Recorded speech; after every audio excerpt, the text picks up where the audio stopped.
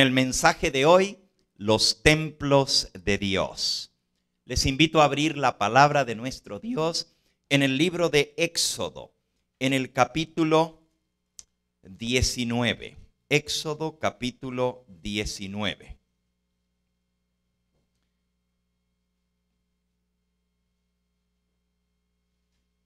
Dice el versículo 16 en adelante. Aconteció que al tercer día, Éxodo 25, versículo 16.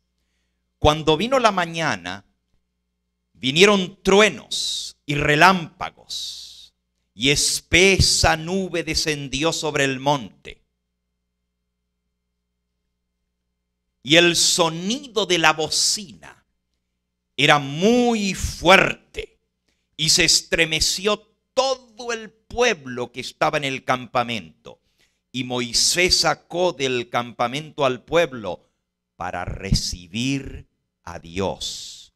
Y se detuvieron al pie del monte. Todo el monte Sinaí humeaba, porque Jehová había descendido sobre él en fuego. El humo subía como el humo de un horno. Todo el monte se estremecía, se sacudía en gran manera. El sonido de la bocina iba aumentando cada vez más en estruendo. Moisés hablaba y Dios le respondía con voz tronante. Y descendió Jehová sobre el monte Sinaí. Impresionante la escena de cuando Dios bajó para promulgar su santa ley. Nos dice que en esta oportunidad, y posiblemente es la única registrada en la palabra de Dios, donde una nación entera escuchó la voz de Dios así audiblemente. Moisés sacó al pueblo al pie del monte para recibir a Dios. Imagínense si Dios bajara hoy aquí para hablarnos Él. ¿Qué sería? ¿Cuántos pudiéramos soportar su presencia? Al pueblo de Israel le pasó exactamente lo mismo. Dios promulgó su santa ley.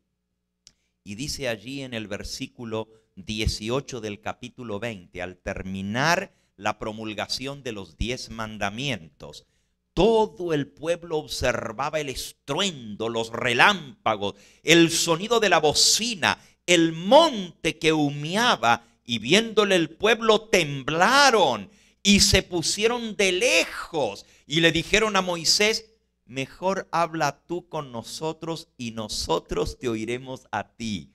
Pero que no hable Dios con nosotros para que no muramos.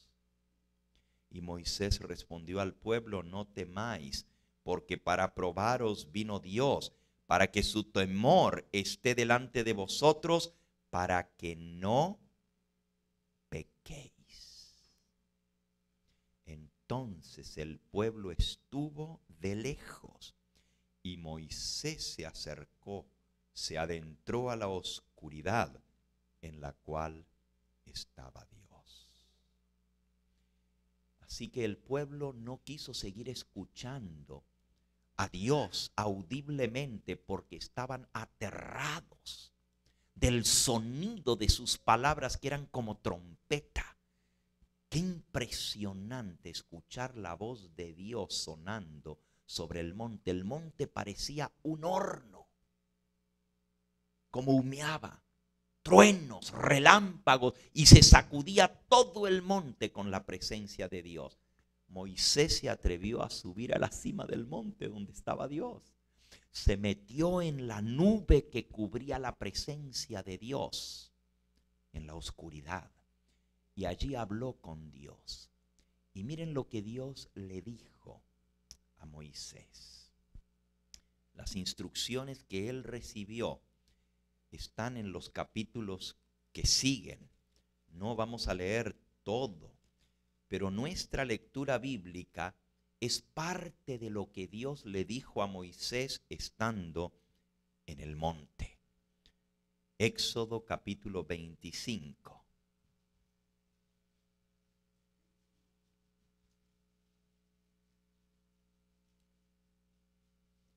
Jehová le dijo a Moisés, versículo 2, di a los hijos de Israel que tomen para mí ofrenda de todo varón que la diere de su propia voluntad.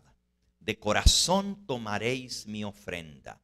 Esta es la ofrenda que recibiréis de parte de ellos: oro, plata, cobre, azul, púrpura, carmesí, lino fino, pelo de cabras, pieles de carneros teñidas de rojo, pieles de tejones, madera fina de acacia, aceite para el alumbrado, especias para el aceite de la unción y para el incienso aromático, piedras de ónice y piedras de engaste para el éfod y para el pectoral, y harán un santuario para mí, y yo habitaré en medio de ellos, conforme a todo lo que yo te muestre, el diseño del tabernáculo, el diseño de sus utensilios,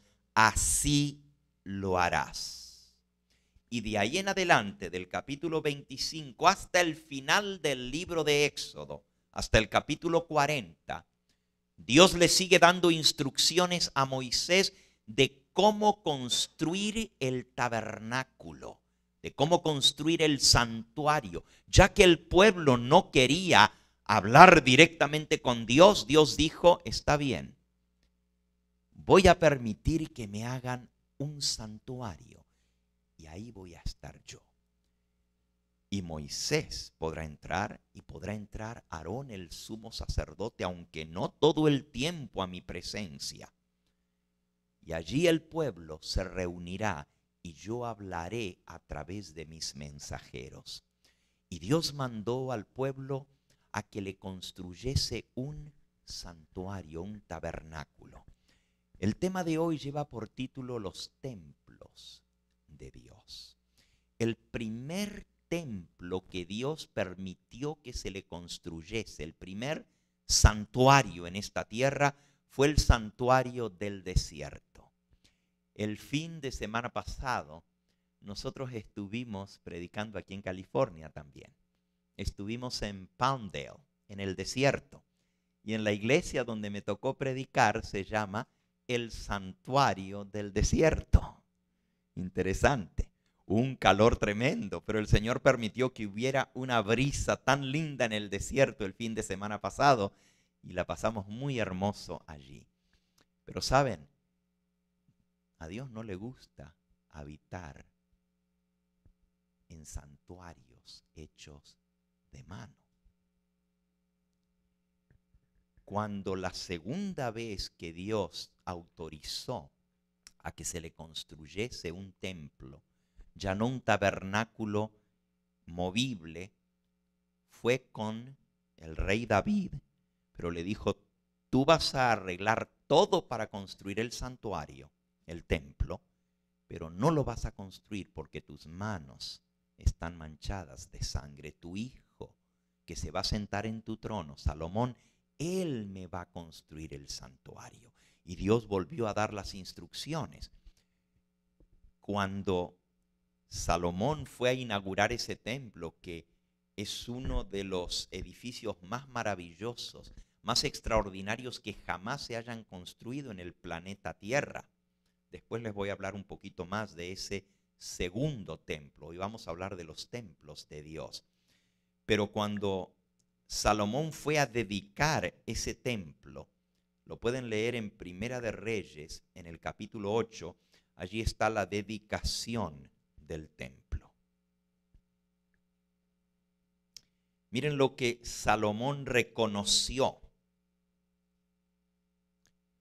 cuando se inauguró el templo y se trajo el arca del pacto, el mismo arca que había estado en el primer templo, que era el templo o el tabernáculo del desierto, esa misma arca de oro fue traída para ponerla dentro del templo ya permanente en Jerusalén. Esa historia está en Primera de Reyes capítulo 8 desde los versículos 1 al 11. Y dice que entraron el arca dentro del santuario. Dice el versículo 9 del capítulo 8. Primera de Reyes 8:9. En el arca ninguna cosa había sino las 2 tablas de piedra que allí había puesto Moisés en Horeb, donde Jehová hizo pacto con los hijos de Israel cuando salieron de la tierra de Egipto. Y cuando los sacerdotes salieron del santuario de haber puesto el arca, la nube llenó la casa de Jehová.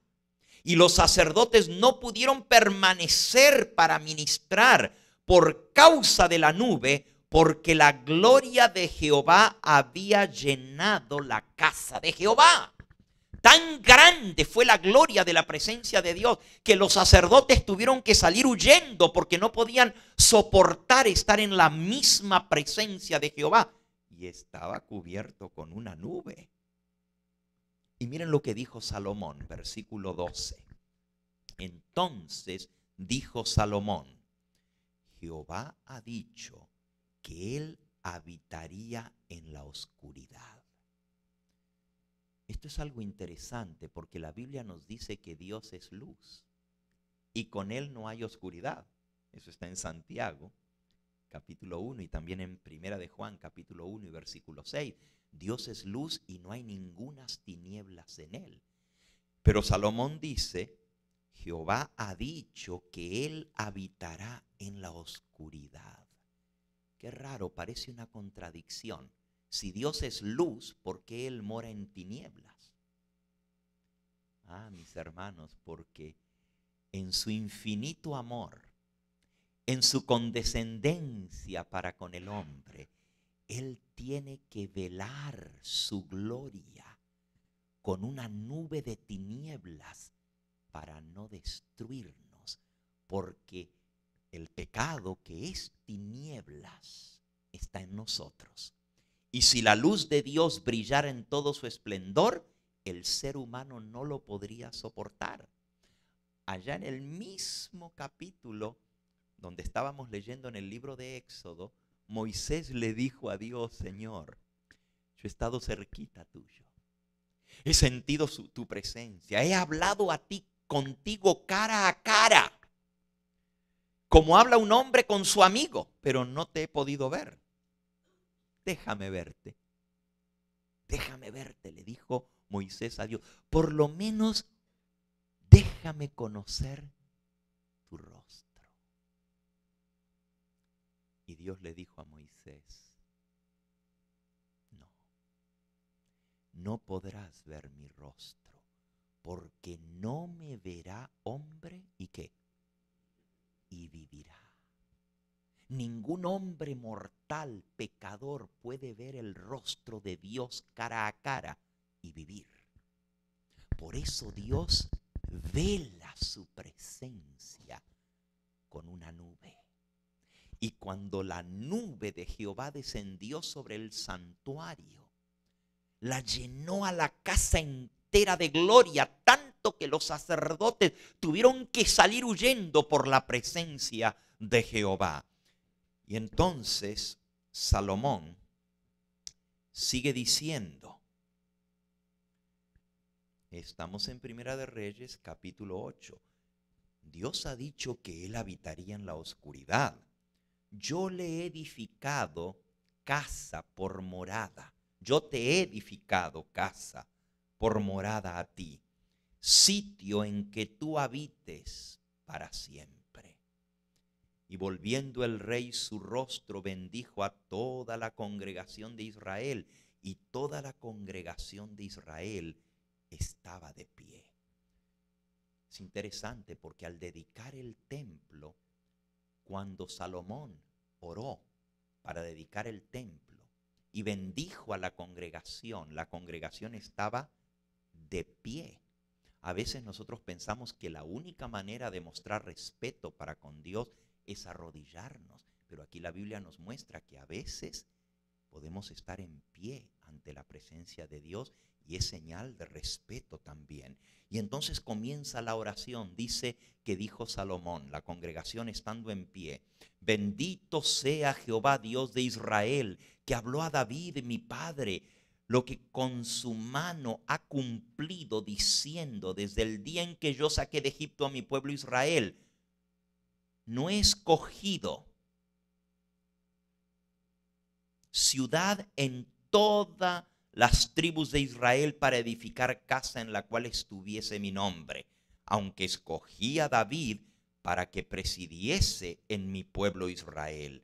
Y entonces sigue contando la historia. David, mi padre, propuso en su corazón edificar casa al nombre de Jehová Dios de Israel. Pero Jehová le dijo a David, mi padre: cuanto a haber tenido en tu corazón el deseo de edificar casa a mi nombre, está bien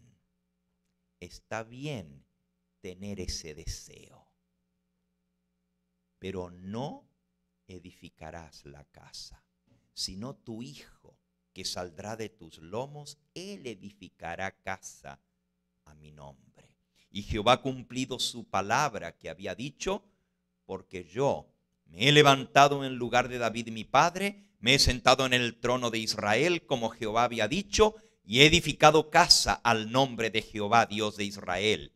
He puesto en ella lugar para el arca, en la cual está el pacto sagrado de Jehová, el arca que hizo, el pacto que hizo con nuestros padres cuando los sacó de la tierra de Egipto.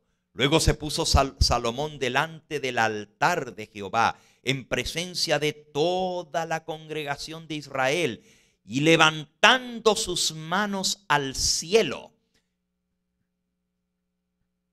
dijo: Jehová Dios de Israel, no hay Dios como tú, ni arriba en los cielos, ni abajo en la tierra, que guarda el pacto, la misericordia a sus siervos, que andan delante de ti de todo su corazón, que has cumplido a tu siervo David mi padre lo que le prometiste. Lo dijiste con tu boca y con tu mano lo has cumplido, como sucede hoy en este día.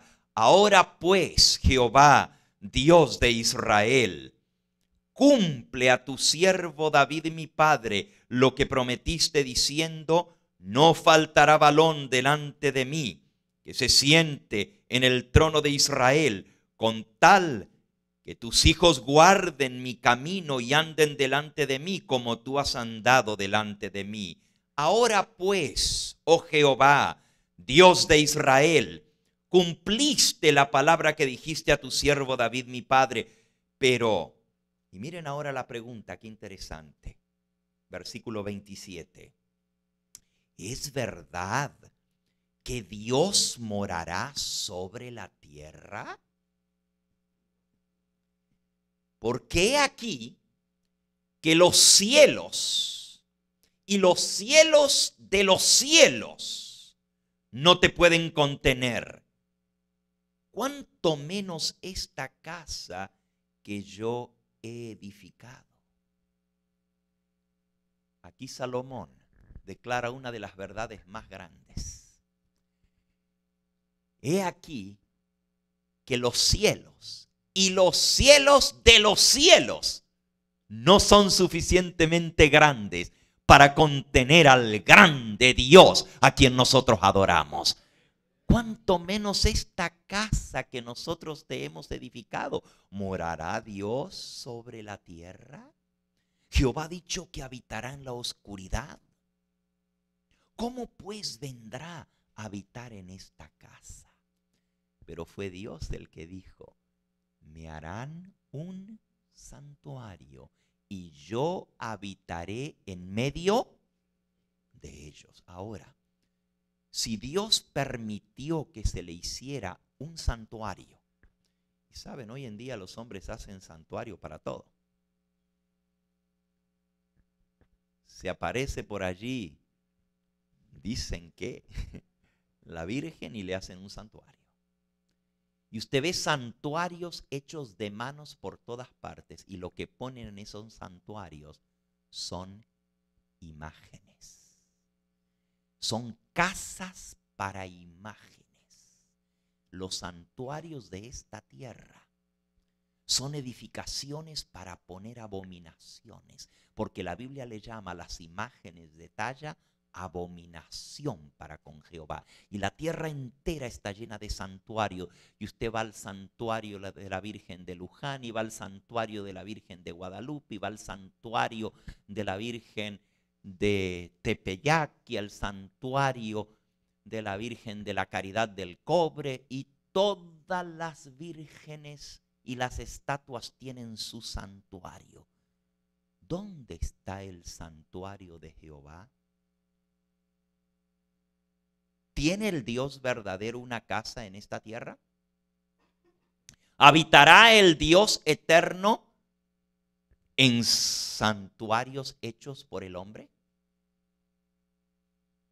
¿Por qué entonces Dios autorizó a que el pueblo le construyese un santuario?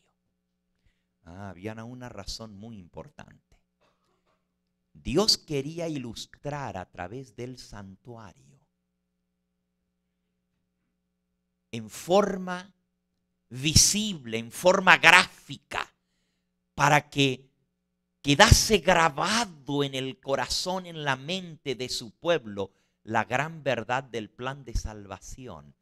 Dios mandó a construir un santuario, y en ese santuario Él dio las instrucciones de qué se haría y cómo se haría.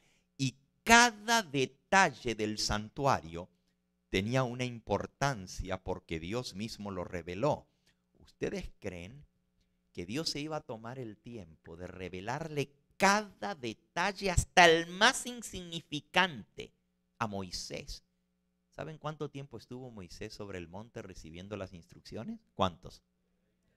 40 días sin comer, en la misma presencia de Dios, y Dios dándole las instrucciones, y lo que le reveló fue el santuario, su mobiliario, cómo construirlo, cómo había que hacer desde la puerta de entrada hasta el lugar santísimo, hasta las medidas de qué manera se iba a hacer. Cada detalle se lo reveló. Y no solamente el santuario, le reveló también los servicios del santuario. Le dijo qué se iba a hacer en ese santuario. Le dijo cómo se iban a comportar los sacerdotes que iban a ministrar en el santuario, cómo debían vestirse, cómo debían oficiar en el santuario.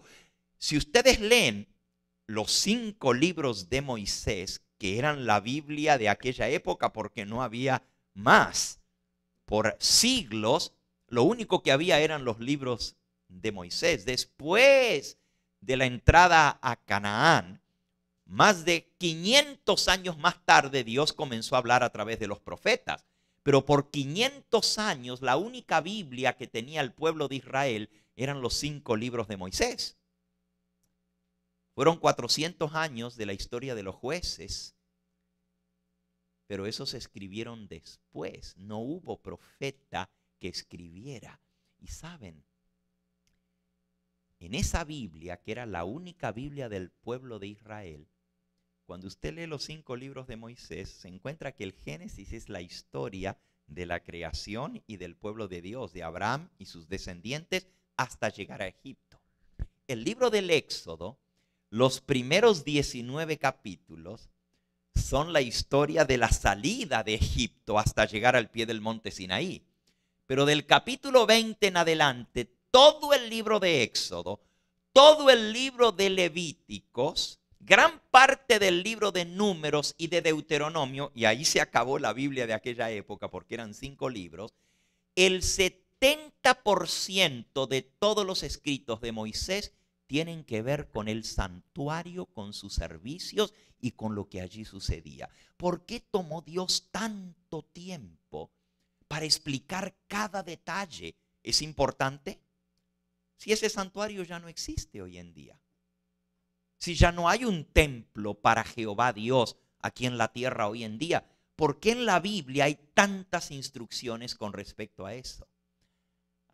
Si ustedes se fijan, el texto que nosotros leímos decía, mira que lo hagas conforme, Éxodo 25, versículo 9, conforme a todo lo que yo te mostré en el monte, tanto el diseño del tabernáculo como el diseño de todos los utensilios, así lo harás. Dios le dio instrucciones, pero dice conforme a lo que yo te mostré en el monte. Ahora, en el monte, ¿nomás habló Dios o también le mostró algo? Moisés escuchaba la voz de Dios, pero no veía a Dios. ¿Qué le mostró Dios? Vamos al libro de Hebreos, en el capítulo 8. Hebreos, capítulo 8.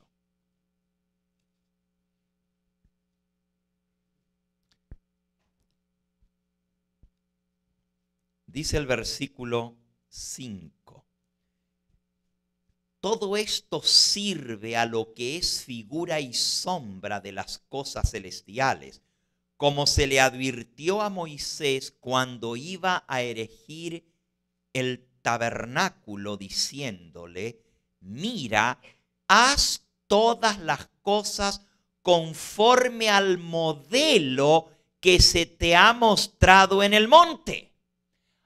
No solamente Dios le habló audiblemente las instrucciones de cómo tenía que hacerlo, pero le mostró un modelo.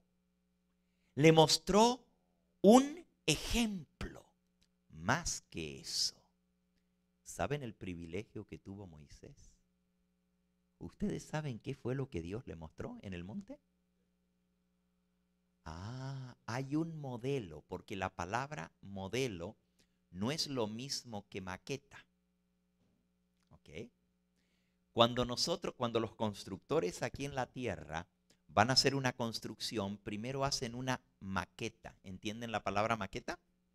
Es como un modelo en miniatura. Lo dibujan incluso cuando hacen uno de estos nuevos barrios, le ponen calles, les ponen arbolitos, les ponen edificios y usted lo mira y es como un pequeño poblado, pero todo en miniatura. A eso le llaman modelo. Pero eso no es un modelo. Eso es una maqueta. Normalmente el modelo es la realidad de la cual uno copia. Por ejemplo, si yo soy un pintor y quiero un modelo para pintar una pintura, busco un modelo real, como cuando Leonardo da Vinci pintó y ahora está muy famosa la pintura